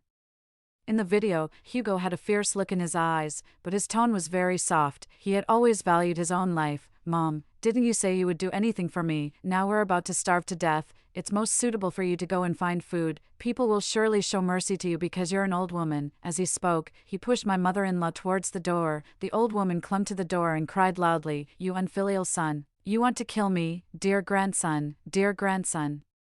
Save Grandma. Grandma will die if I go out." My mother-in-law tried to grab Hunter, who was standing nearby, but he disgustedly dodged her. "Grandma, if you don't go, I'll be the one to die." My mother-in-law was locked outside the door. She pounded on the door desperately, crying and shouting, but Hugo and Hunter sat in the living room without showing any reaction. Seeing this scene, I felt deeply touched. This was how I died in my previous life. They were just as cold and heartless as they were today, treating my life like a plaything. Today, it was my mother-in-law's turn, and I couldn't help but feel satisfied. They would all die, and my mother-in-law was just the first one. Kendall couldn't stop laughing. She had only ever read about such scenes of infighting in novels. Now that she was seeing it in real life, she was truly amazed, thank goodness. When my boyfriend proposed to me back then, I kicked him out right away. What's the point of getting married? You never know if the other person is a good or bad person after marriage. Yes, I had already been hurt all over on the road of marriage. Love was the most untested thing. Kendall had always been more clear-headed than me. Kendall hadn't dated anyone since she turned 30. She ate alone, slept alone, and did everything alone. She didn't want to be trapped by a family. She wanted to be a free person. She had always been firm in her beliefs. 8. My mother-in-law was locked outside. When she got tired of knocking on the door, there was no sound anymore. I thought she should have gone to look for food. Inside the house, Hugo took out a piece of bread. It was the last food they had stored away. He shared the bread with Hunter. After eating the bread, Hunter put on his headphones and deliberately made his voice low. He spoke in a bubble voice to his phone. "Baby, do you have any food at home? We didn't manage to stockpile enough. Could you give me some?" On the other end was the girl to whom Hunter had sent a red packet of 52,000 yuan in his previous life. I don't know what the girl said. I guess she refused him. Hunter couldn't pretend with his affected deep bubble voice anymore. He angrily picked up the vase on the coffee table and threw it at the TV. The vase shattered into pieces instantly, and the TV also fell down. "Damn bitch. What do you mean you don't have enough food at home? If you don't want to give it, just say so. Hunter, don't really need your measly amount of food." Hunter cursed at the other end of the phone for a full half an hour, starting from saying that he didn't care about that bit of food to finally begging the other person to send him some when he got hungry, but he didn't succeed. The other person hung up the phone and blocked him. When Hugo came out of the room and saw that his beloved TV had been smashed, he was furious. He picked up a broom and started beating Hunter violently. I sneered at the TV. Their relationship was just like that. They were all selfish people. Kendall and I played a few rounds of a game. This game used to be our favorite. I hadn't played it since I got married, but Kendall had been playing it all the time and had a very high level. Kendall had taken me to play more than a dozen rounds in the past 2 days, and I was gradually getting back into the swing of things. Playing the game while watching the miserable situation of Hugo's family was double the fun. After another round of the game ended, I just happened to see Hugo and Hunter going out together. Hunter's face was covered in injuries from Hugo's beating, and he looked a bit ridiculous. "Dad, are we really going out? It's so hot outside. The old woman hasn't come back for 3 hours. Could she be dead?" Hugo told him to stop talking nonsense. If he didn't go out to find food, he would starve to death too. He hadn't eaten for a day, and with the hot weather, he couldn't hold on any longer. Kendall quit the game and asked in confusion, "Are they going out to die? Didn't that old woman go out already?" I shook my head. They know that the old woman has little chance of finding food. In fact, they don't have any hope for her at all. Kendall was even more confused. Then why did they let her go out? I took a sip of the soda and said, "Because they just want her to die so she won't compete with them for the bread." Kendall suddenly thought the world was too terrifying. A son and a grandson had driven the old woman out of the house just for a piece of bread. Hunter hesitated for a long time before going out, and finally, he was dragged out by Hugo. The surveillance screen returned to calm. For the next week, I didn't see any sign of them. I wasn't sure if they had died outside, but not seeing them was good news for me. It had been nearly half a month since the high-temperature apocalypse began. Instead of decreasing, the temperature outside kept rising. The wires were burned out by the sun, causing widespread power outages in the city. During this period, countless people died from heatstroke due to the high temperature. Many others were even sunburned to death while going out to find food. It had become a common sight to see a corpse every 5 steps on the street. 9. There was still a lot of food at home. I cooked for Kendall in different ways every day, and I always received her praise. "God, Laurel, it's such a pity that you're not a chef." I laughed and said it wasn't that exaggerated. She grabbed my hand and said seriously, "If you were a chef, I would definitely visit you every day, but luckily, I can eat the food you cook every day now. I'm really the happiest person in the world." Kendall smiled with a look of happiness on her face. I was also doted on when I was growing up. My mother never let me cook. After marrying Hugo, I tried hard to learn how to cook in order to please his family. From burning the eggs at the beginning to being able to cook a large table of dishes for the family reunion dinner during the spring festival all by myself.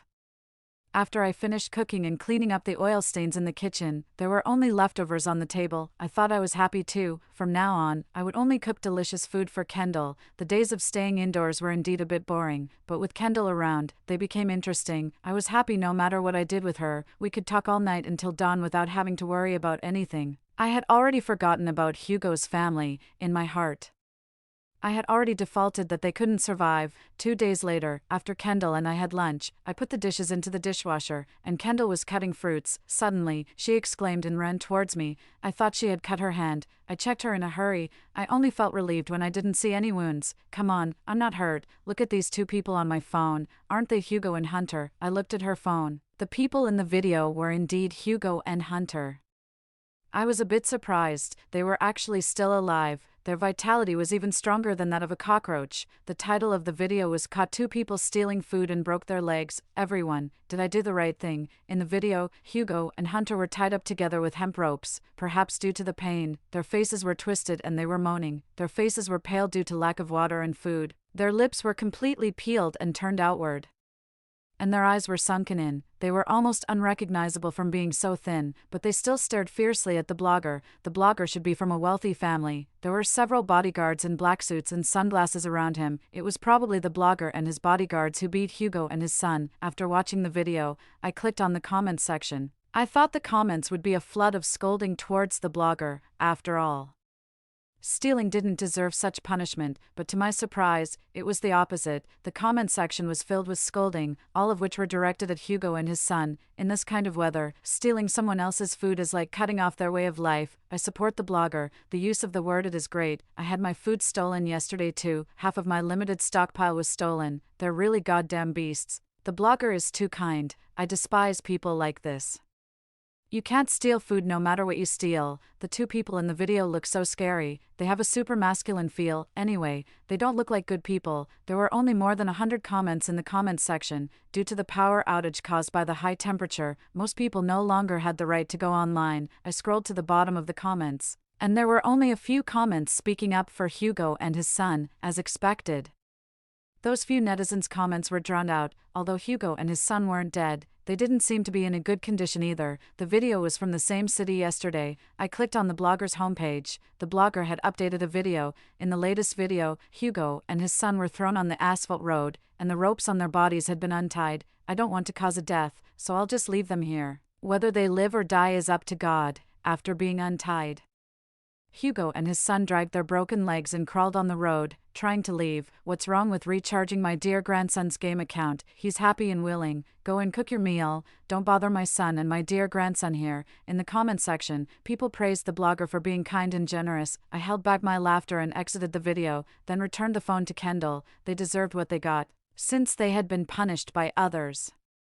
I didn't need to get my hands dirty. The miserable situation of the two of them was in my mind. I was never someone who liked to watch others' misfortunes. Even when I often went to the vegetable market and met a disabled person begging, I would put the remaining change in his basin. I felt sorry for all the poor people in the world who were going through hardships, but I didn't feel sorry for Hugo's family at all. This was what they deserved. It was just karma. No one could withstand the temperature of the asphalt road, not to mention that their legs were broken. In less than 10 minutes, they would be baked into mummies by the outside temperature. Sure enough, 10 minutes later, the blogger replied in the comments section, "The temperature outside is too high. I just sent someone to check, and they're dead. This matter is over now." Kendall opened a bottle of champagne to celebrate for me. "Congratulations. From now on, you're a free person. Thank you." I clinked my glass with hers. After drinking the chilled champagne, I felt extremely carefree. There was no longer Hugo's family in my world, and I no longer needed to bury the hatred from my previous life. From now on, I'm just myself, not a wife, not a mother, not a daughter-in-law. I am Laurel. The high-temperature apocalypse was still going on. I didn't know how long it would last in the future. In my previous life, I didn't live to see the end of the high temperature, however.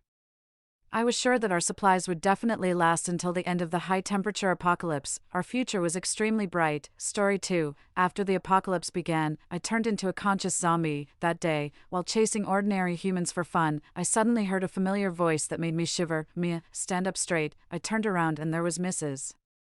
Sophia, the only family I had left in this world. I sat across from Mrs. Sophia, feeling somewhat uneasy. The place where I now stayed was Mrs. Sophia's refuge from the apocalypse, a small supermarket. When the apocalypse erupted, I was still in school. Luckily, I was among the first to be infected during the chaos. After accidentally drinking an expired energy drink, I awakened to consciousness. I then journeyed a long way from school back home, with my poor sense of direction. It took me a full 5 months to cover the 200 kilometers back home, wearing out the soles of my shoes. Sometimes, when I felt playful, I would chase a couple of humans just for fun, driving them in the opposite direction of the zombie troops. I found through my experiments that it was quicker to herd them than to try to explain that I was a conscious zombie. Mia, how long has it been since you washed your face or brushed your teeth? 3 days, 5 days, okay, half a month, Mom. You know being a zombie is tough, I muttered. Mrs. Sophia, looking at my disheveled appearance, couldn't help but stand up and then began to search the shelves for wet wipes and mouthwash for me. You're only 20 and already you've had 3 fillings, yet you dare to go half a month without brushing your teeth. What will you do when you're old? Will Mom have to feed you? She pushed me into a small compartment in the supermarket, just after I had washed my face and brushed my teeth. Mrs. Sophia immediately handed me 2 sets of new clothes. Seeing me clean and tidy before her eyes, she finally breathed a sigh of relief. Her eyes gradually moistened as she looked at me. For the first time in her life, I saw Mrs. Sophia's tears. You should know, she didn't shed a single tear at her parents' funeral, and she usually handled things briskly, like a machine without emotions. But even such a person, tough on the outside but soft on the inside, for a child with no blood relation like me. She fought with my biological father for custody, taking me away from what was essentially a ruined original family. You little rascal. Mom thought she might never see you again in this lifetime. Mom, don't worry, even if I die and become a ghost, I'll float my soul back to you. You little devil, always so glib. Mrs. Sophia broke into a smile through her tears. I opened my arms and hugged her, feeling her much thinner than just half a month ago, which pained my heart. Mom, I'm back. Just then, my stomach inappropriately growled. I touched my nose, feeling a bit sorry for myself. Mrs. Sophia's body stiffened for a moment, but she still patted my back and said, Mom will get you something to eat, too. Mrs. Sophia searched the supermarket for a long time, then dragged out a young man who was unconscious from a small compartment. Looking at the young man and then at Mrs. Sophia, I couldn't help but think, wow, in just 5 months, she found me a stepfather.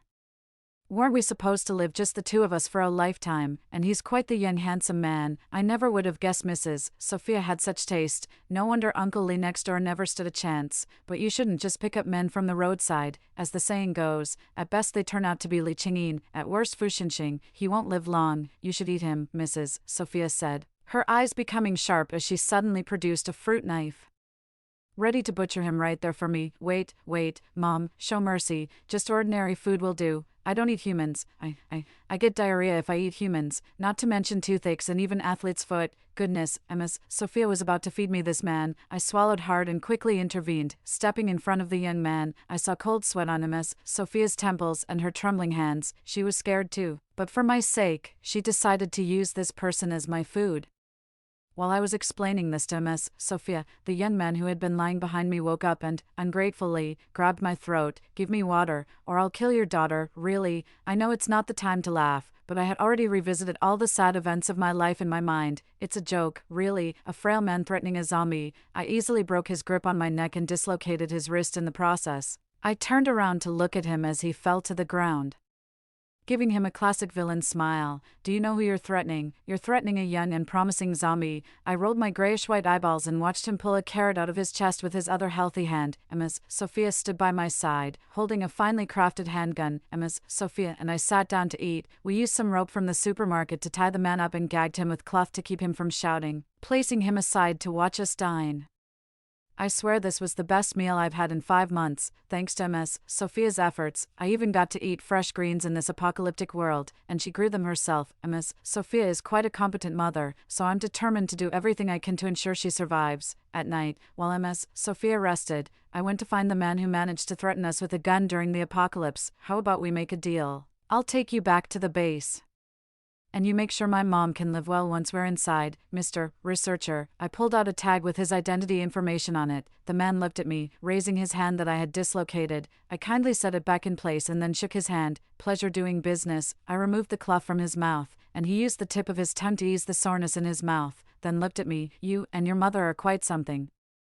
One wants me to take care of the other for the rest of her life, and the other wants me to develop a cure for the zombie virus. Do you think I'm a lucky charm? There's a limit to making wishes. I'm just a mere worker, and that tag isn't even mine. I tilted my head, resting my chin on my hand. I have no use for useless people. Choose between lying and being thrown out to feed the other zombies. Truly, a wise man knows his own limits.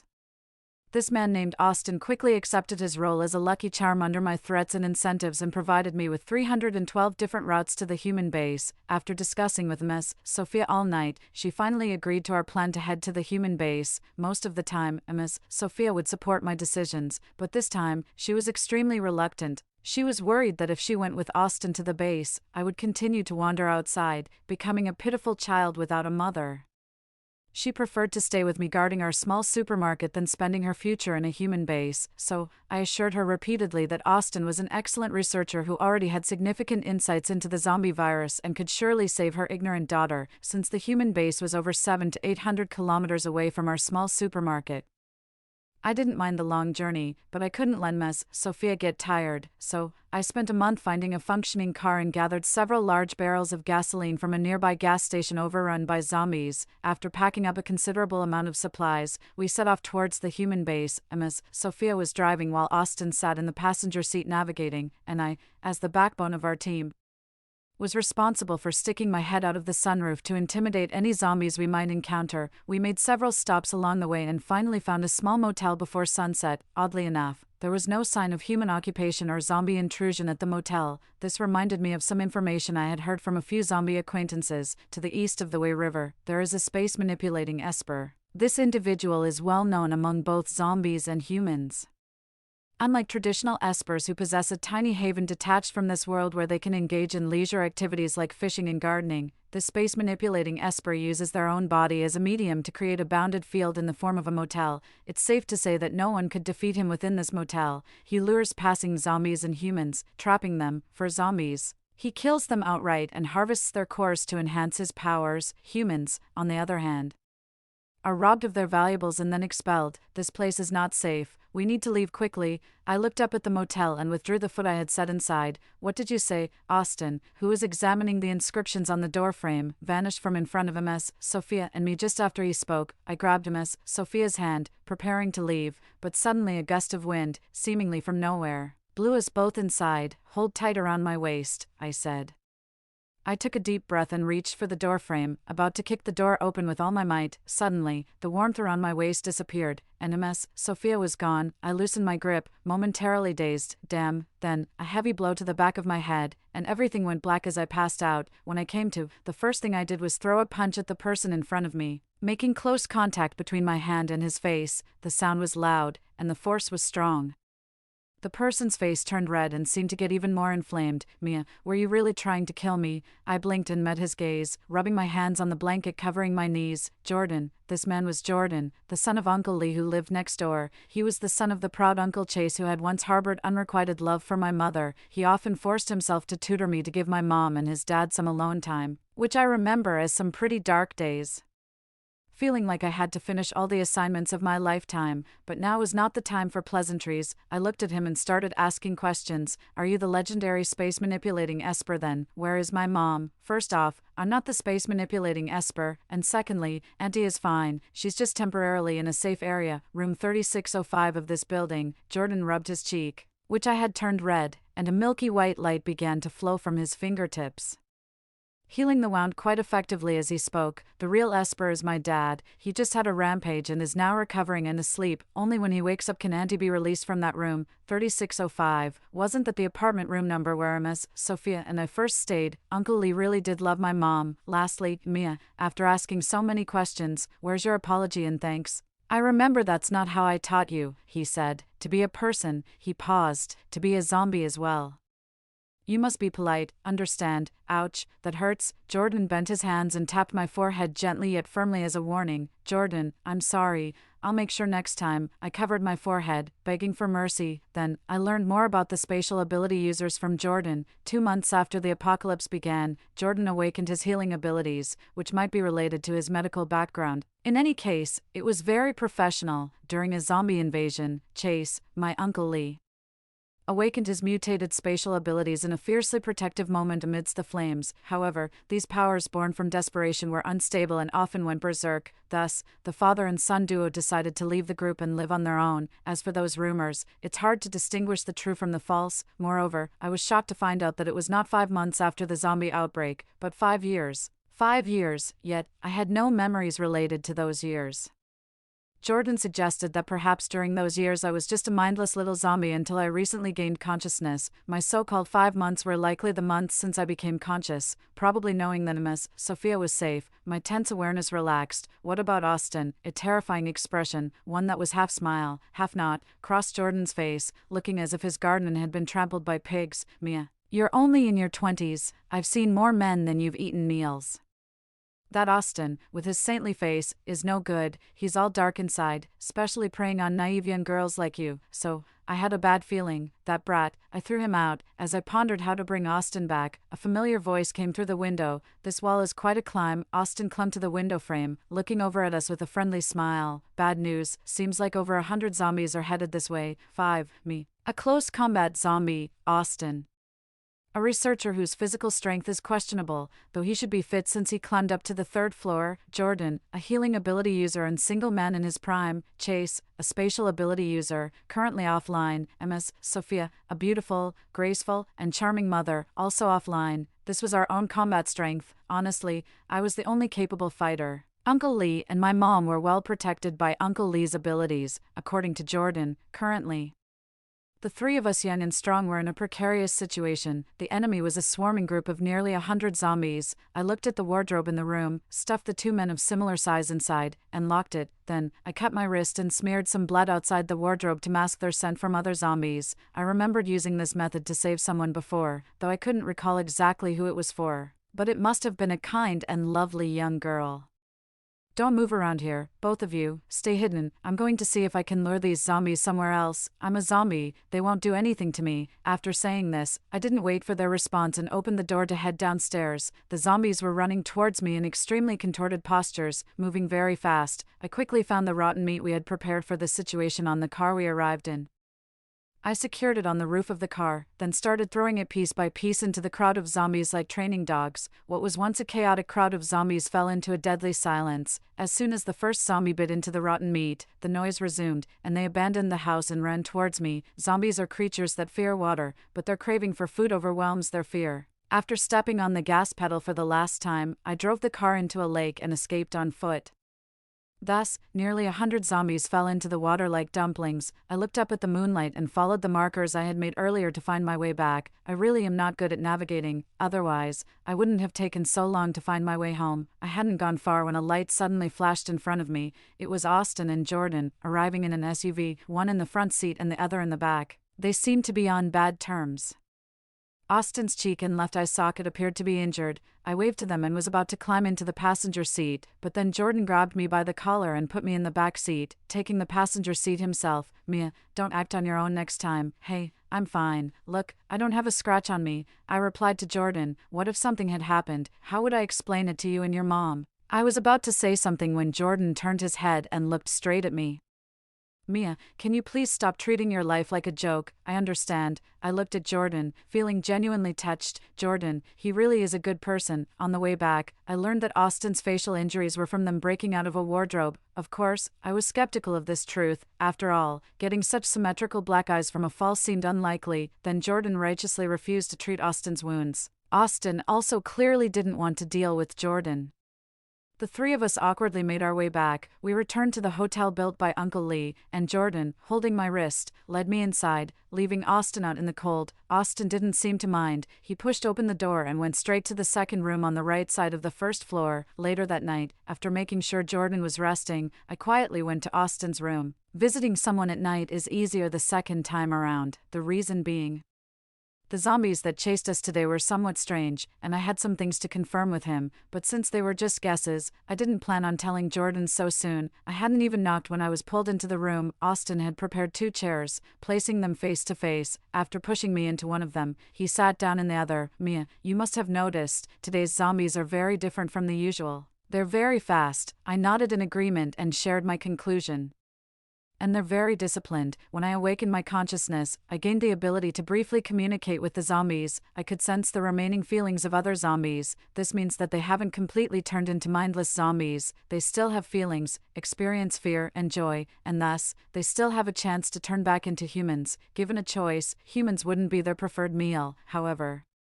The group of zombies I encountered today seemed devoid of any signs of life. They are true killing machines. Where did you come across these zombies? Austin pulled out a sleek black box and projected an image onto the wall. It was a muddy swamp, and the zombies we were discussing were obliviously digging through the mud, reaching for the white crystals at the bottom and devouring them as if they were exquisite delicacies, their faces filled with satisfaction.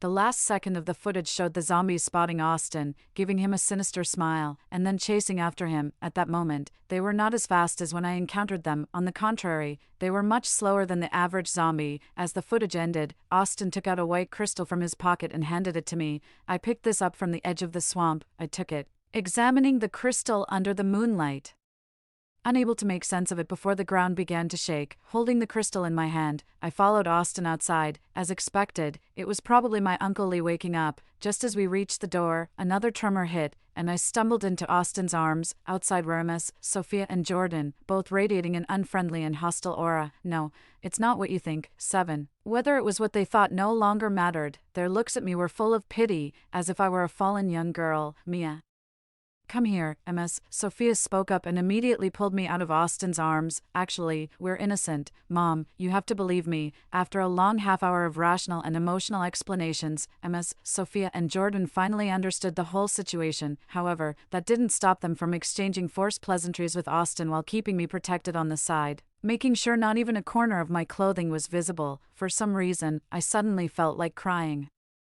Maybe it was because I had been wandering outside for too long, so this rare bustling scene was somewhat overwhelming. I blinked back the tears. Just then, the hotel, which had been shaking quite violently, flickered and lost all its disguise, revealing the middle-aged man at its heart. That was Jordan's father, Chase, a true space manipulator. In just 5 years, his hair had turned mostly white, similar to my family's situation. Chase wasn't Jordan's biological father but his uncle, however.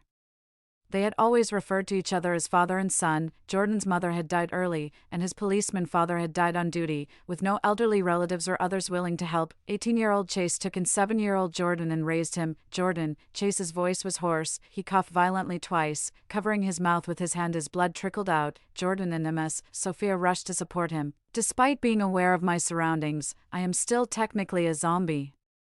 Having not eaten much today, the blood of an ability user unsettled me. I stepped back and found a can of food in the SUV, which I opened and ate. Chase's condition had deteriorated severely, forcing us to urgently find a relatively safe place for Jordan to treat him. This meant we needed to quickly gather a substantial amount of zombie nuclei to accelerate the upgrade of Jordan's abilities. Although Jordan had collected some nuclei from zombies that had mistakenly wandered into our area, it still wasn't enough. Reluctantly, I turned my attention to the 100 mutant zombies I had tricked into the river. Whether those nuclei were usable or not, it was worth collecting and refining them anyway. But as we drove there, it was strange. The place looked as if nothing had ever happened, and even my car had vanished without a trace. We couldn't afford to dwell on this mystery any longer, as my Uncle Lee's condition was worsening rapidly. By the end, the smell of blood filled the car, making me shiver uncontrollably. Austin was driving. I was in the passenger seat, with Ms. Sophia, Uncle Lee, and Jordan in the back. How many nuclei do you have left, Jordan? I asked. 10, Jordan replied calmly, though his expression and gestures betrayed his tension. 10 nuclei, that would at most last another day. I turned my head and pursed my lips. There had to be a way. After all the trouble we went through to find each other in this apocalypse, how could we part so easily? Mia, think of something. As I pondered, my hand brushed against a white crystal in my pocket, which shimmered like a gemstone under moonlight. Instinctively, I asked Jordan for a nucleus. I tried covering the white crystal with the nucleus, thinking if the zombies could upgrade using these white crystals. Might they also enhance the nuclei, even if just slightly? Before my eyes, the nucleus began to replicate. 2 became 4, 4 became 8. 10 minutes later, my arms were full of replicated nuclei. The white crystal, however, had completely lost its luster, resembling an ordinary stone. There was hope. My mind raced. No, the only issue was to confirm if these crystal stones were usable. Everyone's gaze converged on us as Austin parked the car in a relatively secluded spot. It was a risky decision. We not only faced the risk that the replicated stones, once absorbed by Jordan, might not work and could even harm his body, there were many other concerns, such as the possibility of these stones causing Jordan to mutate and put us in danger. I didn't mind, but what about Ms. Sophia? I couldn't let her be endangered. After a long struggle watching Jordan and Uncle Lee, who was barely breathing, I voiced my concerns and suggested some solutions. First, We could abandon Uncle Lee and the four of us continue together. Second, Jordan could stay here with Uncle Lee and the nuclei. If successful, they would both survive. If not, their fates were uncertain. Without a doubt, Jordan chose the second option. He and Uncle Lee stayed behind while I, Ms. Sophia, and Austin drove away. The atmosphere turned unbearably heavy, yet Jordan relaxed his furrowed brows and patted my shoulder. Remember how you used to love skewers? Every time you did well in your exams, you'd bug me to take you to the night market until you were too full to walk. Let's have one last feast tonight. Sure, Jordan, I choked up. Ms. Sophia held my hand, comforting me, then pulled me close, embracing me tightly. Given the limited materials we had, in the end, we hastily laid out a piece of old cloth on the ground next to the car, gathered some dry wood for a fire, and Uncle Lee used the remaining bit of his supernatural abilities to temporarily create a safe haven for us. We roasted spam and an assortment of other random items, even skewering some compressed biscuits. Everyone began reminiscing about the past, laughing and joking as if it were old times. Austin said he couldn't stand our half-crying, half-laughing faces, so he hid inside the car. I knew he did it to give us some space, opting to remove himself from the situation. At one point, Jordan went to the car to bring him some food, a gesture so uncharacteristic that it almost made me forget how incompatible those two used to be. Because our time together was so short, I couldn't bear to sleep. I just wanted to keep looking around, memorizing everything, until the sky lightened and the sun rose. My eyes were sore from crying, my laughter ugly. Silly girl, why the tears? Just being able to meet you and Aunt in this apocalypse, both safe and sound, is already rare. After you leave, you must be careful. It's mainly my fault for not being able to protect you all. Aunt is Mrs. Sophia. Her real name is Zoe, but considering I was born with a congenital condition, she always cooked Sophia for me to help me grow healthy, so I call her Mrs. Sophia. Then you have to take good care of yourself. Jordan, you once promised to show me the most beautiful scenery in the world. Did I say that? You did. All right. Then I definitely have to survive and later take our Mia to see many beautiful places. 9. After bidding farewell to the Lee family father and son, we continued our search for a human base. For another busy half-month, the three of us supported each other, bickering and fussing like family. No, we were family, me, my mom, and our pet Austin. It's a pity, he's very dog-like, but unfortunately, he's not a real dog, which is somewhat disappointing. Along the way, we encountered those mutated zombies several times, and the frequency seemed to increase in recent days, as if the zombies had undergone an upgrade. After escaping a pursuit, I carried Mrs. Sophia on my back, with Austin holding a flashlight by my side. We had to abandon our car during the chase. I managed to find a clean spot in an abandoned house for Mrs. Sophia to rest properly. Mrs. Sophia was so exhausted that she soon fell into a deep sleep. Moonlight streamed in slantwise, and Austin and I sat in the light, taking stock of our limited supplies. We had only about a week's worth of food and water left. We're running out of supplies. Austin, I looked at Austin, my expression pained. I've calculated it. We should be close now. Austin took a bottle of water, drank from it, and then leaned back against the wall, bending one knee and looking out the window, following his gaze to the bright, full moon. I covered Mrs. Sophia with a blanket while muttering, when the time comes, remember to take good care of my mom. If she asks, just tell her I'm doing research under you. I've prepared about 100 recordings for you. Show them to her over time, but don't give it away. After a few months, tell her I got lost and died outside. She's stubborn, so it will be tough on you. Austin, in my entire life, I've never begged anyone for anything. You're the first. He turned around, his eyes dimly lit, with a rare seriousness in his tone. I mean, your family has treated me like a lucky charm for so long, fulfilling many wishes along the way, including your brother who forced me to eat expired bread as an offering. What if I told you I have a way to cleanse you, to turn you back from a zombie into a human? I stopped what I was doing, paused for a moment, and moved closer to him. I reached out and pinched his cheek, causing him pain and eliciting a sound from him. Then I pressed my forehead against his. He stepped back and hit the wall. That made me laugh. You're not feverish, so why start talking nonsense? Austin, it's normal for someone your age to be competitive, but don't joke about this with me. If it were someone else, maybe, but not when it's about me. I take it seriously. Suddenly, Austin reached out and gently pressed the back of my neck, his fingers almost as cold as my zombie skin. Mia, I'm not lying to you. I was serious. Austin, some jokes just aren't funny. My neck hurt, and my forehead fell onto Austin's shoulder. Feeling groggy, before I closed my eyes, I heard him whisper in my ear, sleep. The next day, the sun rose as usual, but Austin was gone. I looked at the map underneath the pile of food and a necklace, and clicked my tongue. Men really are unreliable. When Ms. Sophia asked about his whereabouts, I could only chuckle and say that Austin had gone ahead to the human base to prepare for our rendezvous. Following the map, Miss Sophia and I finally reached the vicinity of the human base just after finishing the last half of a compressed biscuit. Mom, you go ahead. I'll wait for Austin to come and meet me. With my ghostly appearance, I'd probably be declared dead on sight. Saying this, I exaggeratedly rolled my gray eyes and moved my pale arms, but this didn't fool Miss Sophia.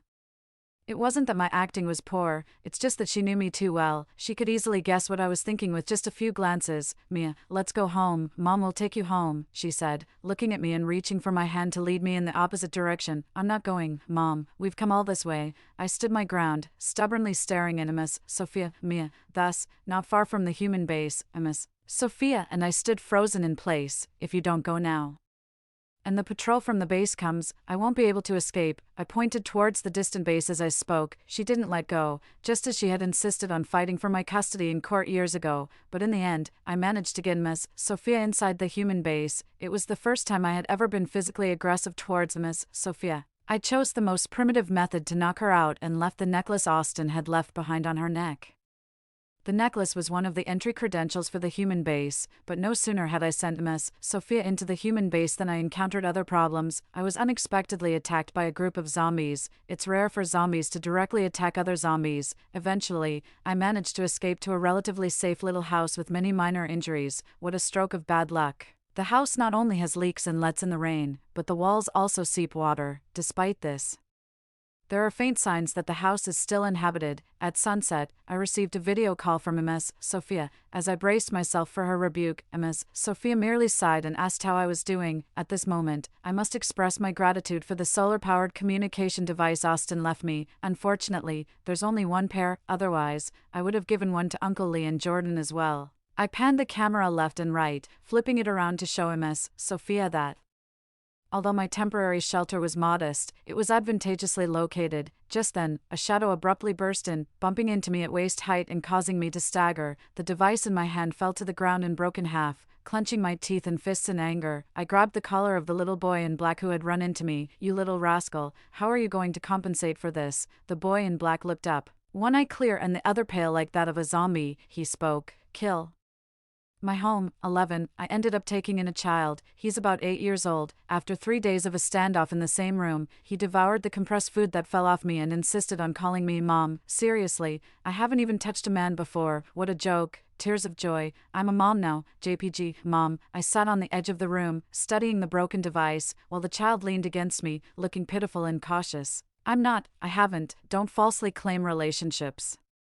You can eat whatever but shouldn't speak nonsense. I covered my face, trying to escape reality. Suddenly, the child snatched the broken device from my hand. I can fix. I looked at the serious-faced child and asked, do you mean you can repair this? He nodded, and soon, a surge of peculiar energy emanated from him, and the device was restored in moments. My eyes widened in disbelief. Such incredible abilities. However, the effort seemed to exhaust the child greatly, and his head wobbled before he fell asleep against me. The next evening, I contacted Miss Sophia on time. Mom, I miss you so much. Miss Sophia, too, had tears in her eyes and dark circles under them, probably from several days of insufficient rest. It's okay, as long as you're fine. While I was deep in a heartfelt conversation with Miss Sophia, the child popped his head up and recognized her on the video. His first words were earth-shattering. Grandma. I quickly covered the child's mouth, trying to remain composed. Mom, I can explain, really. After my earnest explanation, Miss Sophia chose to believe what she wanted and asked me to take good care of her grandson, making sure he wasn't hungry. Upon hearing that I planned to nickname the child Easy to Raise, she scolded my casualness and renamed him Peace. Wishing for peace, I agreed, gently rubbing the child's head as I watched him. In the days that followed,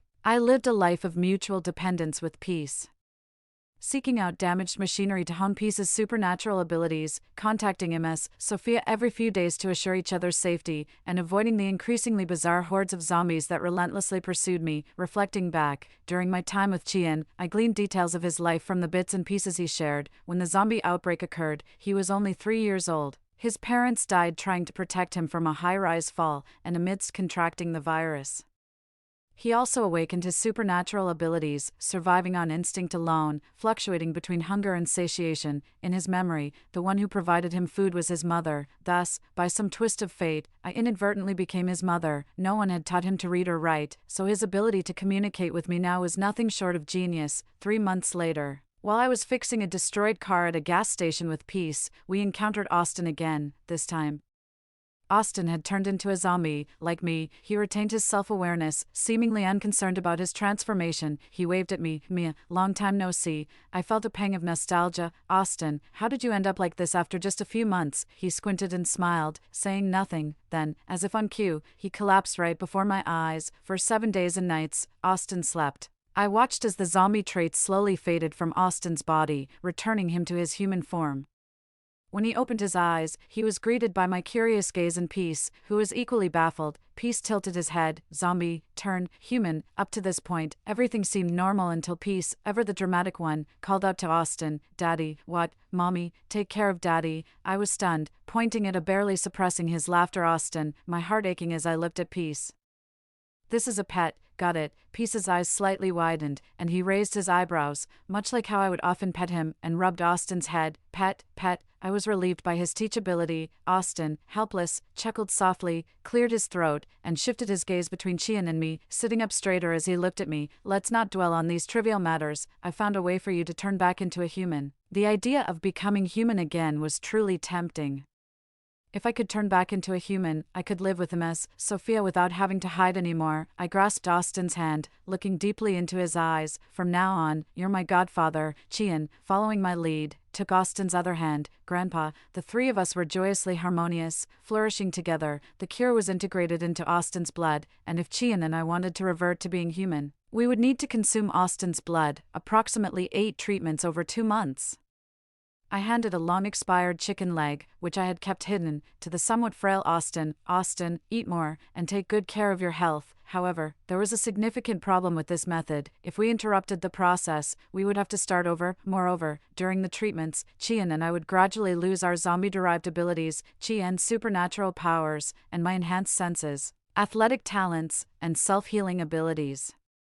This made us increasingly vulnerable in a world overrun by zombies, so I chose to take it one at a time, starting with Chian. Once he fully recovered, I planned to send him back to the human base first, then myself. It would take about 4 months for everything to settle down. I calculated the days, feeling more optimistic about the future. 2 months later, seeing Chian healthy, I playfully pinched his chubby cheeks that I had helped nourish. Once you're inside the base, you must listen to Miss Sophia. No more mischief like before. Understand? I understand. Chian is sensible, right? You're going to the human base tomorrow. Make a wish now. Today marks your transformation. So let's consider today your birthday from now on. I lit a half piece of candle I found in some ruins in the darkness. The candle flickered. I saw Chian tearfully stifling his sobs, hands clasped together. Peace. Mia must be safe. He blew out the candle. I held him until dawn.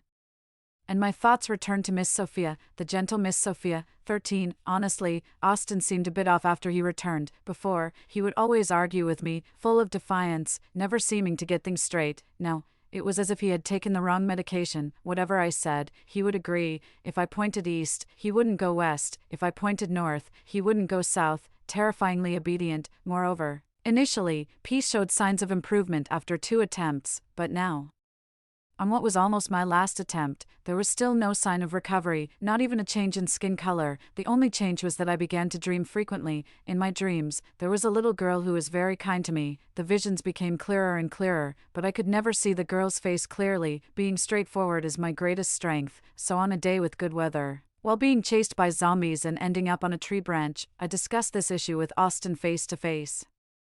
Austin, your recent change is kind of frightening. You couldn't possibly have feelings for me, right? Although I am indeed young, beautiful, kind, and adorable, a true gem among people and a rare steed among horses, or perhaps you have other motives. Never mind, if you don't want to answer that, at least talk to me about my transformation back to being human. Did you give me fake blood? I don't feel any restoration at all. I clung to the tree branch, trying my best not to fall.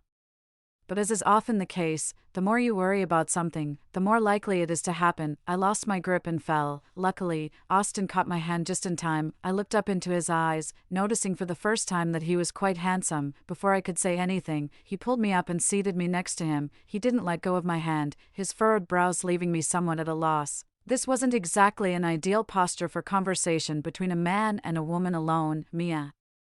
What if I told you I really did have ulterior motives? As long as it doesn't break the law, disrupt public order, or cross my moral boundaries, I'm willing to help with whatever you need, I said, backing up slightly against the tree trunk. I saw Austin in front of me, pushing a hidden syringe into my skin with his left hand. My eyelids grew heavy and I closed my eyes. Damn. One really shouldn't just pick up strangers from the roadside. You can never truly tame some. Then, I began to dream again.